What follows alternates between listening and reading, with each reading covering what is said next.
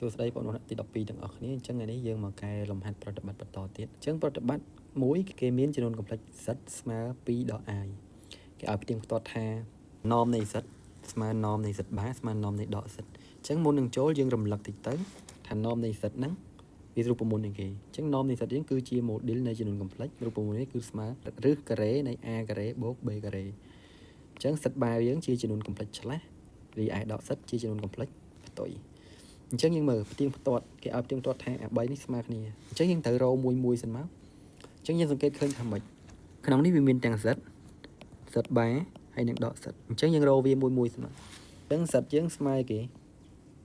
2ដក i ដើម្បីរកចំនួន complex ឆ្លាស់គឺយើងឆ្លាស់សញ្ញាកណ្ដាលឆ្លាស់ពីដកទៅបូកយើងនឹងបាន2បូក i ចុះដកសិតជាចំនួន complex ផ្ទុយយើងអាចផ្ទុយសញ្ញានៃ a b មកអញ្ចឹងផ្ទុយពី2គឺដក2ផ្ទុយពីដក1គឺបូក1អញ្ចឹងយើងបានដកសិតស្មើដក2បូក a យើងនឹងប្រើរូបមន្ត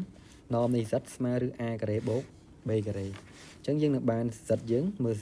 សិតយើងគឺ2ដក i អញ្ចឹងយើងបានឬការ៉េនៃ2ការ៉េបូកដក1លើកជាការ៉េអញ្ចឹង2ការ៉េ4ដក1លើកជាការ៉េបាន1 4បូក1បាន5ចុះសិតបាវិញសិតបាយើង a ស្មើ2 b ស្មើ1អញ្ចឹងយើងដាក់មក2ការ៉េបូក1ការ៉េ2ការ៉េ4 1ការ៉េ1អញ្ចឹង4បូក1បាន5អញ្ចឹង norm វាគឺស្មើឬ5ដូចគ្នា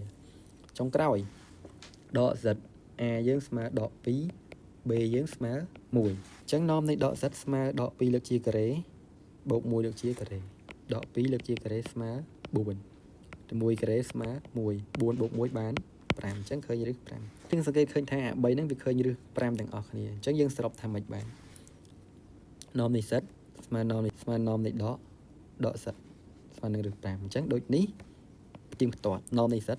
ស្មើនឹង norm នៃសិតបាស្មើនឹង norm នៃដកសិតអញ្ចឹងចប់ជួបគ្នានៅវីដេអូក្រោយទៀត